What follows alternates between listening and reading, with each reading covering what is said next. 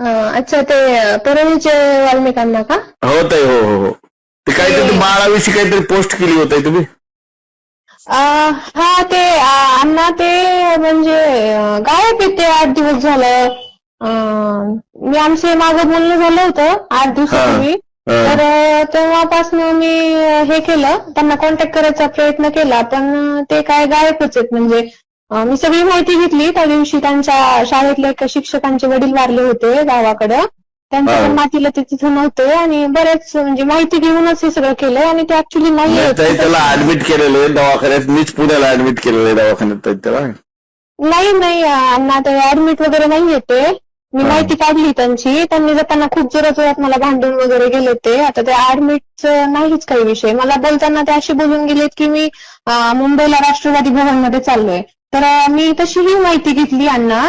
तर मग त्याच्यामध्ये काय ते मला ती पण समोर खोटी माहिती आली.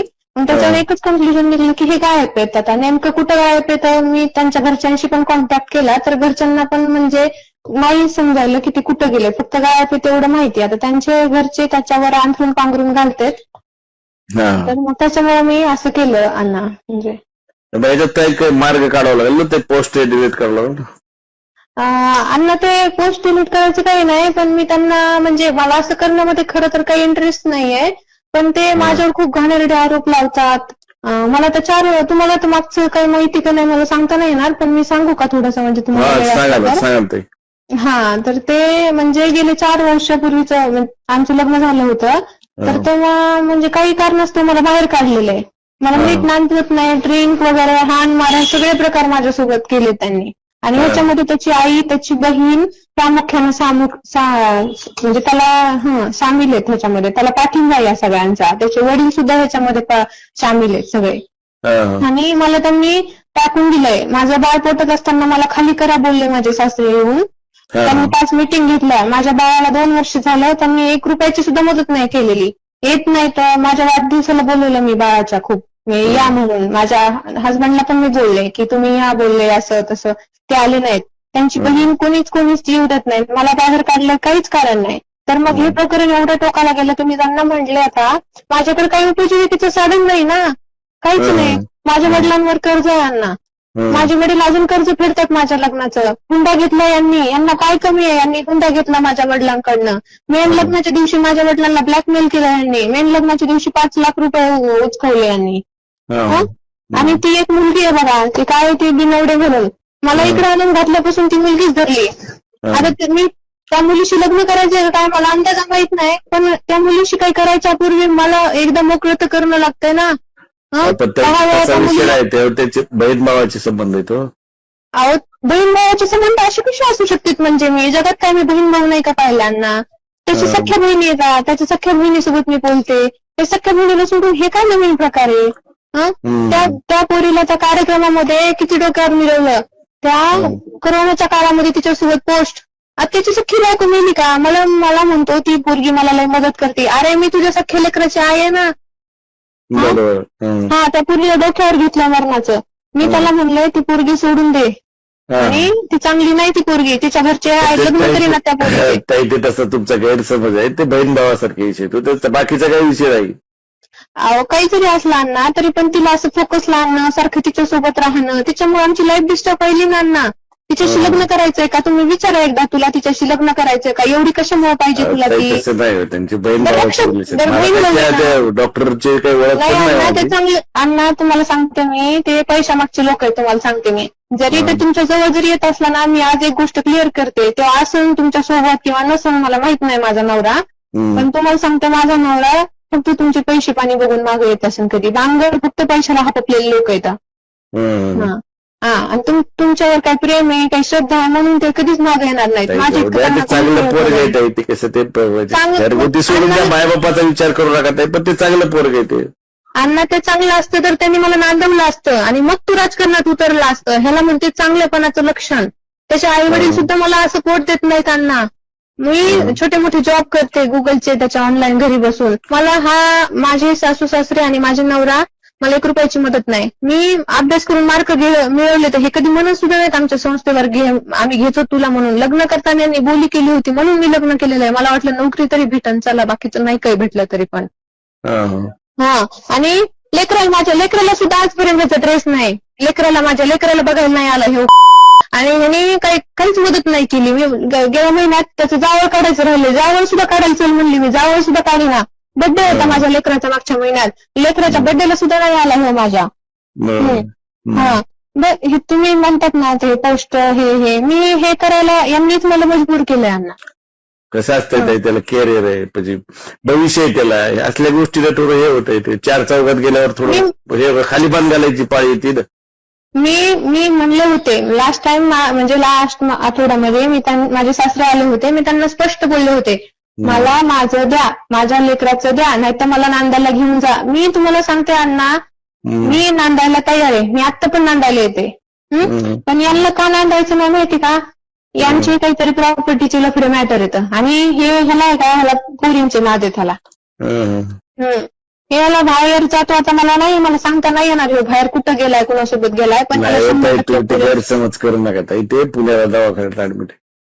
मग तुम्ही काय करा अण्णा, त्याला म्हण लाईव्ह लोकेशन तुझं शेअर कर तुझ्या बायकोला, पोस्ट डिलीट करते मी. मला माझं मिटवायला लागेल ना अण्णा.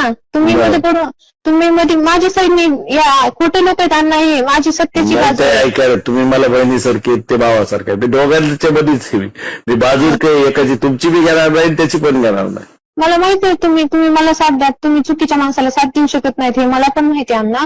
पण माझं काही मिटवायला लागेल ना, माझं काहीतरी द्यावं लागेल. त्याला म्हणले मी माझ्या सासऱ्यांना पण बोलले त्या दिवशी, त्यांना रिस्पेक्ट दिलं मी घरी आले तरी. एवढं होऊन सुद्धा मी माझ्या आईवडिलांनी संस्कार खूप चांगले केलेत माझ्यावर. एवढं झालंय, त्यांच्या बहिणीने माझं उद्ध्वस्त केले तरी पण मी त्यांना बोलले मला काहीतरी द्या, माझ्या हिशा वाट्याचं द्या, मला माझ्या लेकरासाठी द्या, मला करा. माझ्या सासरीला मी एवढं सुद्धा म्हणले की नाही का पप्पा मला घेऊन चला तुम्ही, मी तुमच्या आडोशाला नांदते ना. पण नाहीच, मेन म्हणजे यांचंच म्हणणं नाहीये, माझ्या नंदेचं. ननंद ह्याच्यामध्ये मेन आहे, ननंद जास्त पाडा पडवती माझ्या सासू सासऱ्यांना. हे तुम्हाला खोटं वाटत असणार ना, पण मी त्या घरात राहिलेली आहे, मला तिथलची परिस्थिती माहितीये. ते हानमार करतात मला, त्यांची वागणूक चांगली नाही आणि सगळे आरोप माझ्यावर लावतात. मला खूप घाणेरडे आरोप करतो, माझा नवरा मला चरित्रावर बोलतो सारखं, जे की मी नाहीच आहे. मला हे सहन नाही झालं सगळं. हे मला स्वतः चरित्र्यावर बोलून आणि दुसरीकडं हे स्वतः तसं घाण वागतो, मी नाही वागत अण्णा. मी तुम्ही सांगा मी कसं वागायचं, तुम्ही सांगा मी ह्याच्यातून मार्ग कसा काढायचा.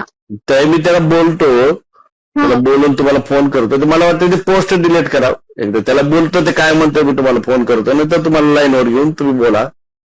मला माझं तर बघायला लागेल ना, माझं काय मी पोस्ट डिलीट करते, हे तुमची बाजू झाली अण्णा. म्हणजे आता तुम्ही ही त्यांची बाजू झाली किंवा तुमची झाली, माझं काय. नाही ते त्याला बोलतो ताई मी, वाटलं तर लाईनवर घेतो तुम्हाला. त्याला ते कसं ताई ते खाली बघायचा विषय होतो. हे कसं पोस्ट केलेली काही 1 जणात राहत नाही ना, ते 10 जणांकडे जाते. तर मी हे अंधारात सांगितलं होतं अण्णा आधी, तुम्ही त्यांना विचारू शकतात. मी बोलले होते की पुढे मी असं करू शकते, त्याच्या आत तुम्ही माझं काहीतरी मिटवा. त्यांनी खूप लहान, त्यांना काय वाटतं माहिती का, माझे वडील एक सामान्य शिक्षक आहेत आणि हे काय करू शकते, आमच्या समोर आम्ही खूप मोठे आहेत. मग मला कसं पण त्यांनी गव्हासोबत किडा रगडीला. त्यांना वाटलं समाजात असे लोक आहेत, पण तसं नसतं ना. शेवटी मला माझं अस्तित्व आहे, माझा मुलगा आहे. ऑफिसला आहे का शिवसाहेबांना कुठला विषय? अरे ते होणार आहे बेटा, मी आहे उद्या 3 वाजता कलेक्टर ऑफिसला मीटिंग आहे, सगळे येतात, करून घेतो.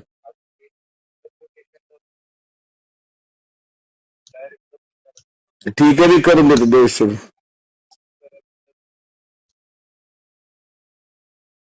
मी बेटा तुला 5 मिनिटात फोन करू? हो चालेल. नाही तिथे बोललो मी, सुशीलला बोललो मग. अण्णा तर ते माझ्यावर घाणेरडे आरोप करतो आणि हे सगळ्या गोष्टी.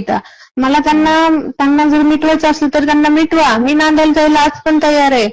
मला म्हणजे माझ्या लेकरासाठी नांदवायला नाही म्हणले तर पुढे काय होत नाही, असं कसं अण्णा, म्हणजे तुम्ही बोलून बघा ना तरी पण. म्हणजे एकदा नाही म्हणलं असं तर दे म्हणा त्याला अर्धी प्रॉपर्टी, नको नांदू, अशी खुशी मी घेतो ना. अर्धी प्रॉपर्टी टाक म्हणा, संस्था टाक. आणि मला काय त्या दिवशी म्हणले होते CR द्यायचे, तर चांगली गोष्ट आहे ना. मग मला तर प्रॉपर्टी बोलणं झालं का तुमचं काय पैशाबद्दल ह्याच्याबद्दल? नाही, बोलणं नाही झालं, तर ते बोलले होते आपण बसू आणि तुला किती CR पाहिजे ते मला माग. पण त्यांचं कसं असते, प्लॅनिंग असते. तर मी म्हणलं आपण बसून बोलू, तर हे काय अशी काय झाली तर न सांगता मला नाही असं काहीच नाही गायब व्हायचं. नाही दिदी, ते भ्यालाय पुण्याला ऍडमिट, ते गायब फिरत नाही, असं डोक्यातून संशय काढून टाक. नाही अण्णा, तो गायब वगैरे म्हणजे ऍडमिट वगैरे नाहीये पुण्याला. तो जाताना कचाकच मला भांडून गेलाय, काहीच नाही, शिव्या देऊन गेलाय, घाण आरोप करून गेलाय तो माझ्यावर. आणि मला स्वतःला त्याने चरित्रावर आरोप करतो. मला ही सगळ्यात जास्त लागणारी गोष्ट आहे. गेल्या वेळेस माहिती का तुम्हाला सांगू, आता माझ्या भावासारखे अण्णा तुम्ही, सांगू नये त्या गोष्टी. ह्याने खूप घाण आरोप केले, तर मला मरावंसं वाटलं अण्णा. मी म्हणजे माझ्या घरच्यांनी मला अडवलं, माझ्या लेकराला आई नसती राहिली हो अण्णा. बरोबर. ह्याला काहीच नाही, म्हणजे ह्यांना काहीच नाही माझ्या. मग मी म्हणते ना, माझं जाऊ द्या, माझ्या लेकराचं सुद्धा ह्यांना काहीच नाही पडलं. माझ्या लेकराचं तोंड सुद्धा बघायला नाही आली ती आजी म्हणणारी. ती संक्रांतीच्या दिवशी जे जाते ना विधवा बायांची हे करायला, तिने स्वतः मला विधवासारखी आयुष्य दिलं माझ्या सासूने. मला एका पण संक्रांतीला त्या सासू म्हणणारीने साडी घेतली नाही. मी जेव्हा म्हणते ना तेव्हा मला म्हणते, तू विकारासारखी आम्हाला साडी काय मागतेस? एका साडीहून मी गेले का हो? यांच्याजवळ जाता जळाना आणि विजायला पाणी भेटना, एका साडीहून गेले का मी? विचारा बरं तू तुझ्या बायकोला लास्ट टाइम आणि तुझ्या लेकराला तू कपडे आणि तुझ्या बायकोला साडी कधी घेतलेली आहेस म्हणून. नाही नांदवायचं म्हणजे काय, मला वाऱ्यावर सोडायचं का? नाही नांदवायची तर नका नांदू. मी तर आज पण यायला तयार आहे बघा अण्णा, मी तुमची बहीण आहे, तुम्हाला सांगते.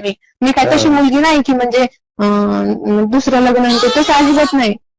मी कधी पण नांदायला तयार आहे. मला तुम्ही आज अर्ध्या रात्री म्हणलात ताई तुला जावं लागेल नांदायला, तर मी जाईल. मग शेवटी ते नाहीच जर म्हणले, तुम्ही समजून सांगा. आणि तरी पण नाही ऐकलं तर मग ते अर्ध प्रॉपर्टीचा हिस्सा वाटा, मी सरकते बाजूला. ताई त्याला बोलतो, माझी एक विनंती होती भाऊ म्हणून, ती पोस्ट डिलीट केली, चांगला होईल विषय. त्याला बोलतो मी ताई, म्हटलं तुम्हाला लाईनवर घेतो दोघांना. हो मी करते अण्णा, पण माझी पण तुम्हाला एक बहीण म्हणून रिक्वेस्ट आहे की नाही का, तुम्ही त्याला म्हणा तू आता जिथं आहेस पुण्यात हॉस्पिटलला आहेस ना, तर तू लाईव्ह लोकेशन तुझं शेअर कर. मला त्याने जर लाईव्ह लोकेशन शेअर केलं तर मी आत्ता पोस्ट तुमच्या म्हणण्यानुसार डिलीट करायला तयार आहे. चालतंय ताई, त्याला बोलतो, तुम्हाला वाटलं तर कॉन्फरन्सवर घेतो, तुम्हाला फोन करू ते. हो चालेल चालेल. झालं जेवण? हो झालं. लेकरू चांगले? हो चांगले अण्णा. चालतंय. तुम्ही माझ्या मायबापासारखे मध्ये पडा अण्णा, आणि तुम्हीच काहीतरी करा. आता आम्ही सगळ्यांसमोर हात पसरून दमले. आता माझ्या लेकरासाठी तरी अण्णा तुमच्या मी पाया पडते. चालतं ताई, त्याला बोलून तुम्हाला फोन करू वापस. हो